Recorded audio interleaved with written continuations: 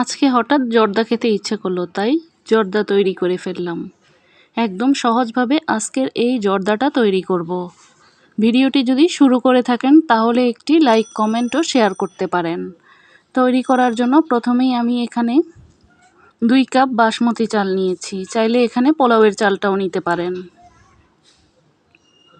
চালগুলোকে আমি ধুয়ে পরিষ্কার করে নিয়েছি। এবার চুলায় পানি বসিয়ে দিয়ে দেব 1 চা চামচ লবণ, সামান্য একটু ফুড কালার, আমি এখানে অরেঞ্জ ফুড কালারটা ব্যবহার করেছি। এবার চালগুলোকে দিয়ে নাড়াচাড়া দিয়ে মিশিয়ে নিচ্ছি। যতক্ষণ না পর্যন্ত চালগুলো ভালোভাবে সিদ্ধ হয় ততক্ষণ রান্না করে নেব। চালগুলোকে মোটামুটি প্রায় 95% মতো সিদ্ধ করে নিয়েছি। এবার চালগুলোকে ছাঁকনিতে ছেঁকে নিচ্ছি। এদিকে চুলায় প্যান বসিয়ে দিয়ে দেব বাটার, চাইলে এখানে ঘিও দিতে পারেন, তবে আমি আজকে বাটারটা দিয়েই তৈরি করছি। এবার দিয়ে দেব তেজপাতা, এলাচ, দারচিনি। আমি এখানে একটি তেজপাতা দিয়েছি, 4টি এলাচ দিয়েছি আর ছোট ছোট 4 টুকরা দারচিনি নিয়েছি। এবার মশলাগুলোকে একটু বাটারের সাথে ভেজে নিচ্ছি যেন সুন্দর একটা ফ্লেভার বের হয়। এবার রান্না করে রাখা এই ভাতগুলোকে দিয়ে দিচ্ছি, দিয়ে এবার নাড়াচাড়া দিয়ে একটু ভেজে নেব।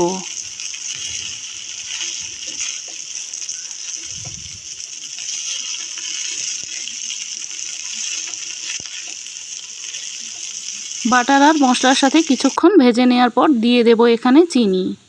আমি এখানে 1 কাপ চিনি দিয়েছি। 2 কাপ চালের জন্য আমি এখানে 1 কাপ চিনি দিয়েছি।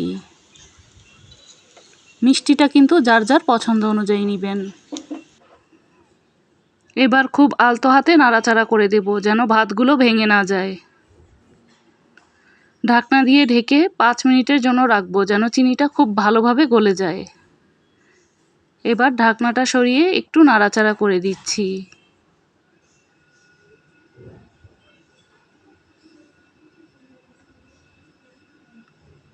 এবার দিয়ে দেব আধা কাপ গুঁড়া দুধ। গুঁড়া দুধটা জর্দায় দিলে কিন্তু এর স্বাদটাই পাল্টে যায়। এখানে অবশ্যই গুঁড়া দুধটা দেওয়ার চেষ্টা করবেন। গুঁড়া দুধটা দেওয়ার পর নাড়াচাড়া দিয়ে খুব ভালোভাবে মিশিয়ে নিচ্ছি।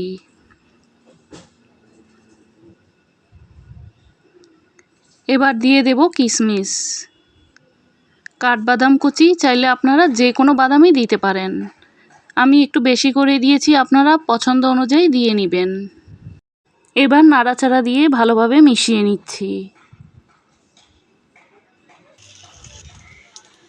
আমি মোরব্বাগুলোকে ছোট ছোট টুকরো করে এইভাবে কেটে নিয়েছি। এবার এগুলোকে মিশিয়ে নেব। মোরব্বাটা দেওয়ার পর কিছুক্ষণ মিশিয়ে নিয়ে তারপর চুলাটা বন্ধ করে দেব। একদম কম সময়ে সহজ রেসিপিতে আজকে এই জর্দাটা তৈরি করে দেখালাম। যে কেউ কিন্তু এটা তৈরি করতে পারে। তারপরেও আজকে আমি তৈরি করেছি, এজন্যই তৈরি করে দেখালাম। এখন পরিবেশনের পালা। এটা খেতেও কিন্তু ভীষণ মজার।